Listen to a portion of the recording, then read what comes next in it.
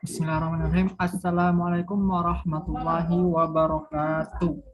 Kembali lagi dengan Tur Kemis, aplikasi yang nggak bakal buat kamu bosan.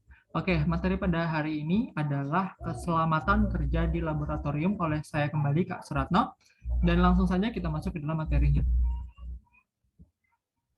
Nah, sebelum kita masuk ke dalam materi, tentu kita harus mengetahui apa sih itu laboratorium.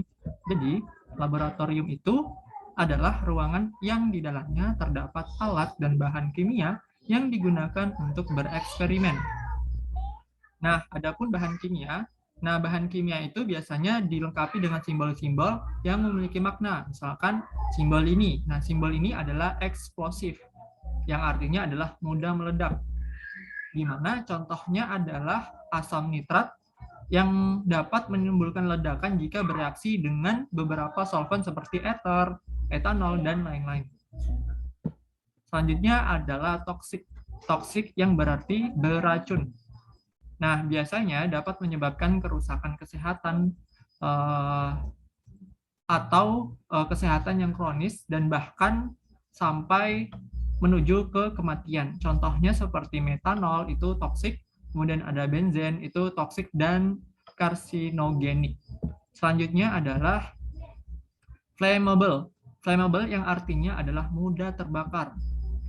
Bahan yang memiliki titik nyala rendah artinya dia ketika bahan memiliki titik nyala yang rendah, otomatis ketika mendapatkan suhu yang minim, maka dia akan mudah menyala.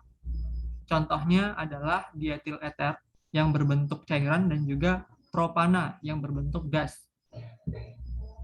Selanjutnya adalah korosif atau artinya adalah ya korosif. Selanjutnya biasanya kalau bahan yang korosif itu akan merusak jaringan hidup. Jadi ketika kita terkena bahan kimia yang bersifat korosif, maka jaringan hidup yang ada yang terkena oleh bahan yang korosif itu akan merusak jaringan hidup kita. Contohnya adalah asam mineral seperti HCl dan juga H2SO4.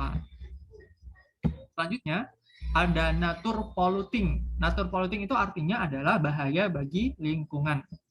Nah, untuk nature polluting ini biasanya dapat menyebabkan kerusakan atau pencemaran lingkungan seperti tributil timah klorida atau juga biasa bahannya itu tetraklorometan dan lain sebagainya.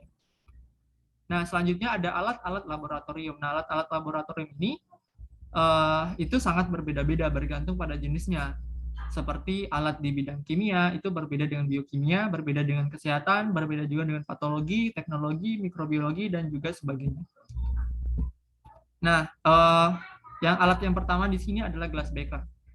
Glass beaker itu gunanya untuk tempat menampung suatu bahan kimia berupa padatan maupun larutan.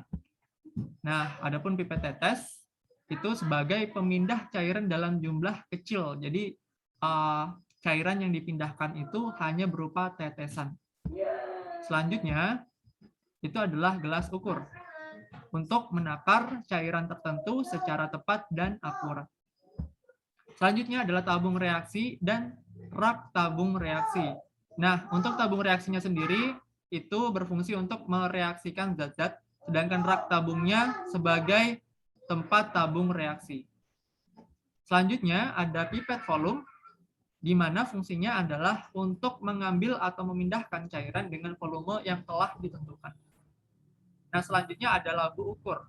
Nah, labu ukur ini untuk membuat dan mengencerkan larutan. Dan selanjutnya adalah plat tetes. Plat tetes ini sebagai penguji keasaman suatu larutan. Selanjutnya ada batang pengaduk. Batang pengaduk ini membantu mencampurkan zat yang dilarutkan. Selanjutnya ada mortal dan alu. Mortal dan alu berfungsi untuk menggerus atau menghaluskan zat yang masih berupa padatan atau yang masih berupa kristal.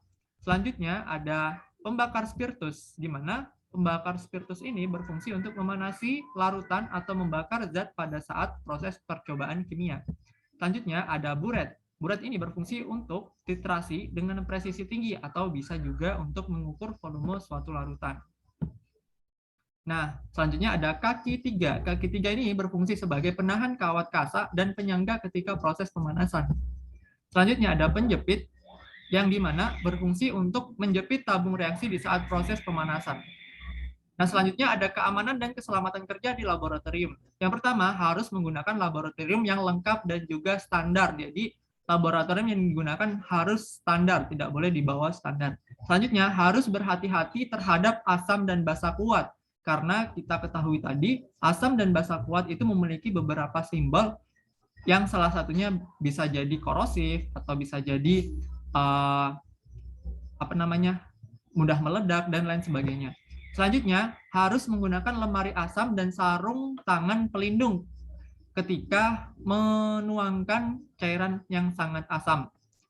Jadi, ketika menuangkan cairan yang sangat asam, harus menggunakan lemari asam dan juga sarung tangan pelindung agar semuanya aman.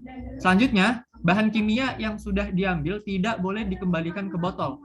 Selanjutnya, limbah laboratorium harus ditangani dengan benar.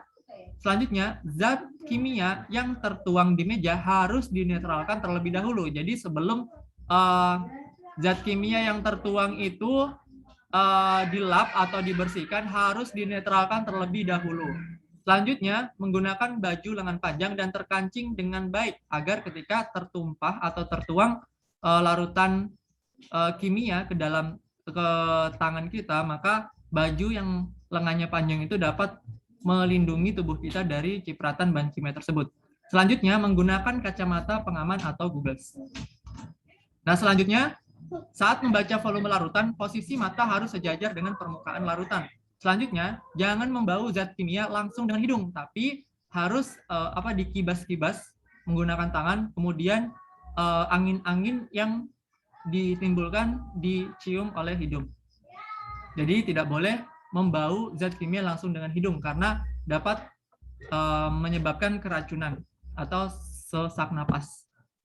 Kemudian jangan makan minum di laboratorium. Dan terakhir, jangan menggunakan bahan kimia yang tidak jelas labelnya. Jadi sesuai dengan yang dikatakan tadi bahwa semua bahan kimia harus jelas labelnya. Apakah dia mudah meledak, apakah dia korosif, apakah dia mudah terbakar, dan lain sebagainya. Jika tidak jelas, maka bahan